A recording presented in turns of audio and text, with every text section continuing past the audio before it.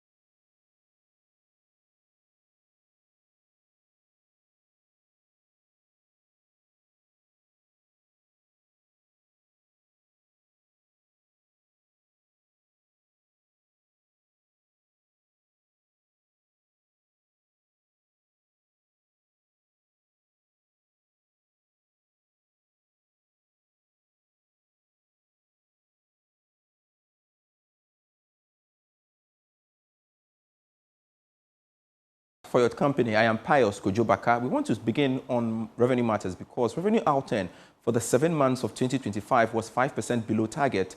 This is according to the September 2025 Monetary Policy Report. This is notwithstanding a strong growth in revenue and grants by 22% recorded year on year. Now, however, the expenditure were broadly out-contained, 14.1% below the program target. We have more for you in this report.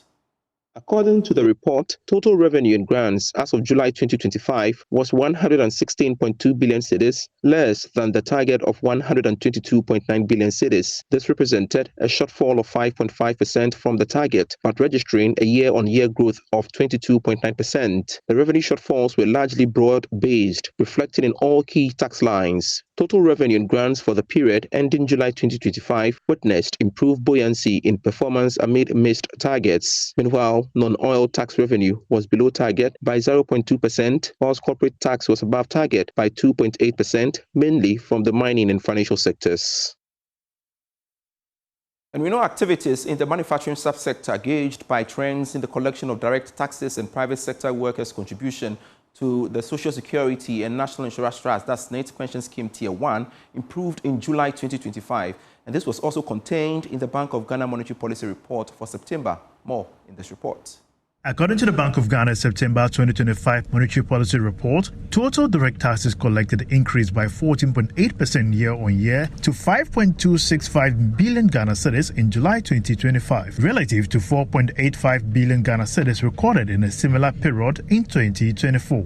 Cumulatively, total direct taxes collected for the first 7 months of 2025 went up by 26.2% to 47.592 billion Ghana cedis from 34.702 billion Ghana cedis for the same period in 2024. In terms of contributions of the various sub-tax categories, income tax accounted for 47.0%, corporate tax accounted for 35.8%, while other tax sources contributed 21.2%. Total private sector workers' contribution to the SNIT pension scheme Tier 1 increased by 8.6% in year-on-year terms to 513.34 million Ghana cedis in July 2025. This was from 472.81 million Ghana cedis collected during the corresponding period in 2024.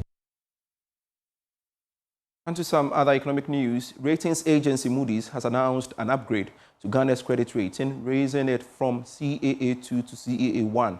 In its latest report, the agency also revised the country's outlook upward, reflecting improved confidence in Ghana's economic trajectory. More details. The new rating, CAA1, even though it's seen as highly speculative and warning to investors that the country could default, it could still be seen as marginal improvement over what we had previously. Some have also said that it's a sign that we are getting into that B ranking. But for some, one good thing about this advice to investors is that they don't see Ghana's credit situation worsening going forward. Hence, that stable outlook. According to Moody's, it took this action because Ghana's debts are declining, and there are strong indications that it could go down further. Whilst government, on the other hand, has taken some drastic measures to check its expenditure going forward, as well as improvement in the fiscal framework. For some, this could go a long way to maintain investor confidence in the economy and give some assurance to donors that government is taking some drastic measures to firmly stabilize the economy. Let's analyze these economic issues further. Joining us via Zoom is economist Professor Patrick Isuming. Thank you so much, sir, for agreeing to speak to us here on Business Live. Let's first off begin with revenue matters. And how might the 5% revenue shortfall we are learning affect government spending priorities, particularly in critical sectors like infrastructure, education, healthcare, etc.? Good evening and good evening to viewers. Thanks for having me. So I think we've already seen how the government has dealt with the revenue shortfalls. If you look at the report right after the revenue, you also see the expenditure. And you can clearly see that what the government has done is to respond by, in particular, scaling back on its capital expenditure. If you look at essentially the government has responded to the revenue shortfall by restraining its spending. And the area that seemed to have taken a big brunt is the capital expenditure. So you see that capital expenditures are down. It's down about 55% of what the government had projected. And so I think to that extent, it's a concern. It's a concern that the area that has implication for our long-term growth is the one that is being cut. But the broader good news is that when government is not getting the revenues, it's not overspending, so that it's able to meet its fiscal target. I think the only concern is we are doing that by refusing to spend in the way that will help strengthen our growth going forward. That's fair. But largely, are there any concerns about the impact of revenue shortfall on Ghana's economic growth prospects, you think? So I think, first of all, you have to understand that the revenue projection for the year was quite ambitious. And there was always this possibility of this happening. But the other thing is, if you look at all the lines that has underperformed, you can clearly see it's resulting from the appreciation of the currency. So it's like one side of the economy appearing to be working and then having an impact on the other side. So I think if you balance it out, perhaps Ghanaians should not be too concerned, because the currency has strengthened, and that is why in CD terms what government is receiving is not as much. So I think if you put those things together, perhaps it's not too much of a concern. I don't think the CD will strengthen every period, so that we will see that kind of shortfall every period. All right, given the challenges in revenue mobilization, what strategies would you recommend to enhance domestic revenue generation and, of course, reduce dependency on external financing? We are all waiting to see what the revised VAT or what the VAT reforms hold for us. We are expecting that when the reforms are outlawed, we will see a reduction in the exemptions, the multiplicity of exemptions. and then, to ensure that we are improving collection. I don't think we are not close to the potential. What we are collecting, even with the additional enforcement, I don't think we are even doing 70% of the potential. So it's really streamlining and removing the exemptions and making sure that we are enforcing and then collecting what we are supposed to collect. I think with just that alone, we'll be able to expand our revenue envelope. All right. Let's now talk about the upgrade. Over the weekend, Moody's announced an upgrade to Ghana's credit ratings from CAA2 to CAA1. What does that mean? Well, I think it means, in terms of direction, it means that we have been upgraded. It's an improvement from where we are.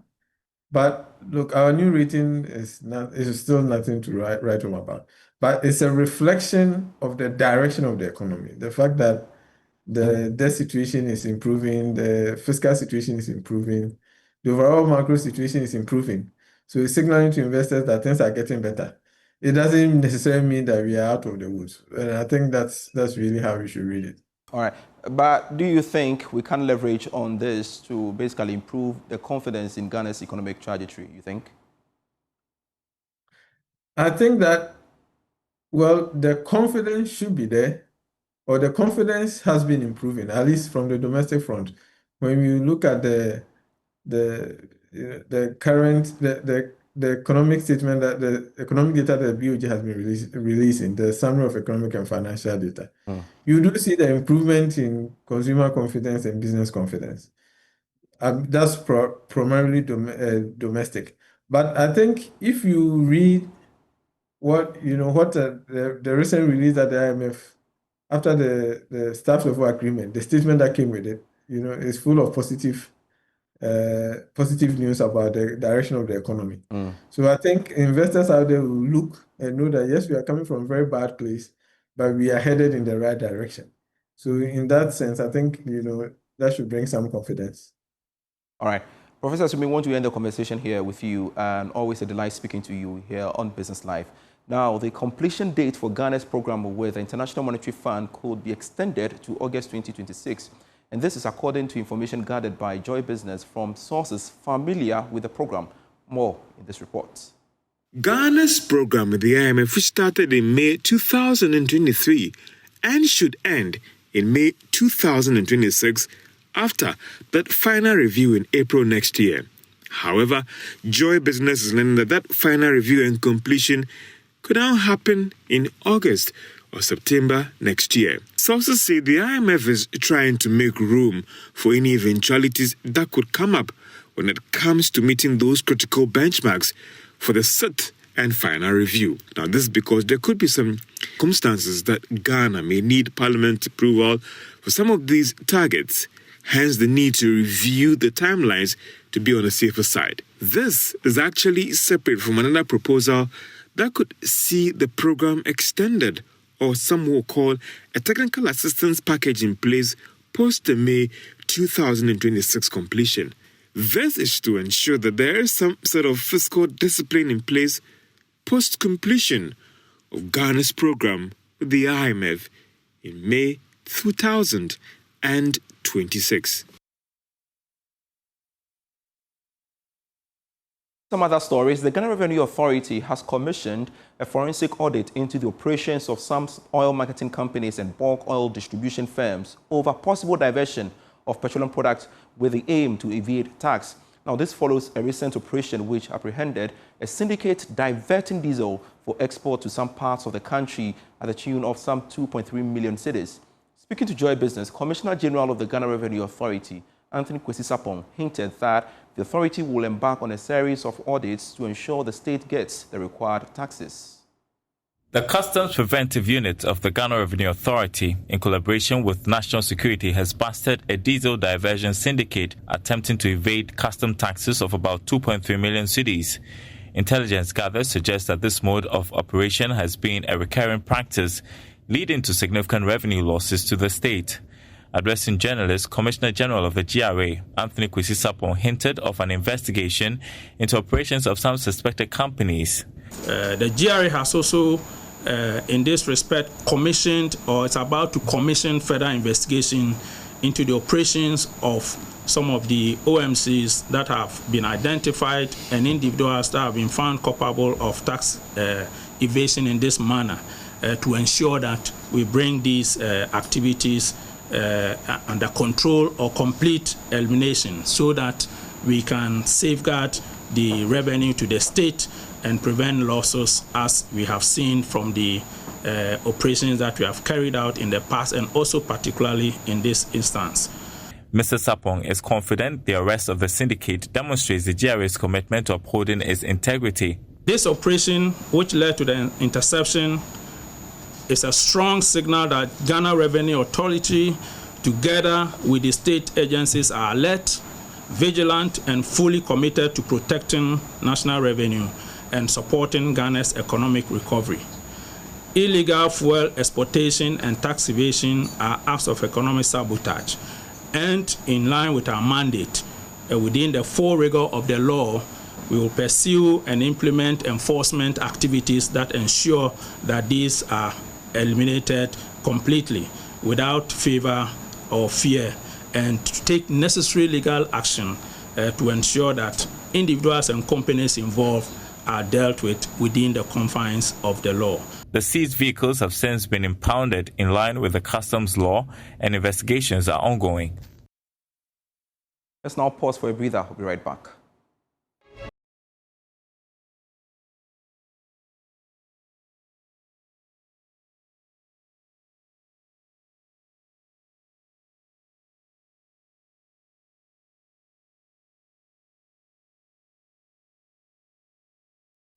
Hello, welcome back to Business Live. The Bank of Ghana is urging financial institutions to scale up investment in cybersecurity to safeguard the financial system from emerging digital threats. Speaking on behalf of the governor at a YFM meeting on cybersecurity here in Accra, acting head of cyber and information security at the Bank of Ghana, Daniel Klu, warned that the growing use of digital financial platforms has made the sector more vulnerable to cyber attacks. A regional cybersecurity meeting organized by the West African Institute for Financial and Economic Management YFM, the Bank of Ghana stressed the need for financial institutions to prioritize cybersecurity. Delivering a keynote address on behalf of the Governor of the Bank of Ghana, Daniel Klu emphasized that strong cyber resilience is now as important as capital adequacy for financial stability. Cybersecurity is the foundation upon which the digital future must rest. Without it, our progress is fragile. Let us therefore view cybersecurity as not a burden, but an enabler of innovation and trust. Let us invest not only in firewalls and encryption, but in people, policies, and partnerships. Let us strengthen our regional cooperation so that Africa can speak with one voice in shaping the governance of the global digital economy. I encourage each participant here to seize this opportunity to learn, collaborate, return to their institutions as champions of cyber resilience. Executive Director of YFM, Dr. Baba Musa, also noted that cybersecurity has become a shared responsibility across the West African sub-region and urged collaboration among central banks and regulators. Building on this imperative, the regional course on cybersecurity and digital cryptocurrencies is structured to equip participants with both strategic insight and practical skills. Over the next few days, we will explore the full spectrum of digital financial risk, from cybersecurity fundamentals and threat intelligence to regulatory and operational implications of digital currencies. The course is designed not only to raise awareness, but also to foster actionable knowledge. Participants will engage in expert-led presentations, interactive discussions, case studies, and hands-on exercises. The Bank of Ghana says it will continue to strengthen its regulatory frameworks to ensure financial institutions adopt best practices in cybersecurity management. Chief Executive Officer of GRA Impact Limited, Daniel Akwe, has highlighted the need to formulate policies to address post-harvest losses and promote agribusiness. A recent study has revealed losses of about $1.9 billion worth of food annually in the country. Mr. Akwe believes deliberate efforts to improve storage infrastructure and improve logistics in rural communities can help deal with the losses. Anaya Ojima was at the Regional Agribusiness Dialogue in the Ashanti region and has filed this report. Harvest losses of $1.9 billion, according to statistics, is equivalent to food needed by the entire Ashanti region for 1.5 years. The research further revealed lack of post-harvest infrastructure and logistics at the farm level remains a major driver of the losses. In addressing the challenge, Mr. Daniel Akwe of Agri Impact Limited believes an agri-fund is needed in addressing the challenge which has rendered farmers impoverished. So as part of the policy that we are calling for, and especially having an agri-fund, this is where government can have sustainable inflow of resources to invest in infrastructure that we need to address the post-harvest losses, and that is very critical.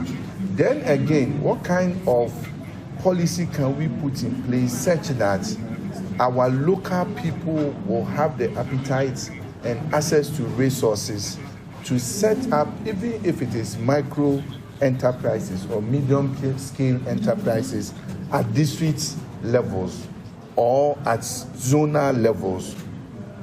We should be able to support that, and that will also bring down the post-harvest loss that we have in the country. Despite the country's potential in agriculture, over $2 billion of food is imported into the country to supplement the food baskets. Rice and poultry products rank high in food importation. So government should deliberately build local businesses, for whatever policy government is trying to do. We should try to, set up policies deliberately to encourage Ghanaians to consume made in Ghana. That is one. And it should start from government itself. Government has policies like school feeding, whatever programs. Government should start buying made in Ghana products. Meanwhile, the Ministry of Trade and Industry has indicated the policies being formulated will consider all shortfalls in the industry. You all to join us at 8 p.m. for Prime Business. That's it for Business Live, but you can get more stories when you log on to myjoyonline.com/business. There you go on your screens. Revenue out 10 for 7 months of 2025 misses target by 5%. Also on that portal, T-bills, investor sentiments on treasury markets, government records 23% oversubscription. More stories when you log on to myjoyonline.com/business. I am Pius Kojobaka. Grateful for your company.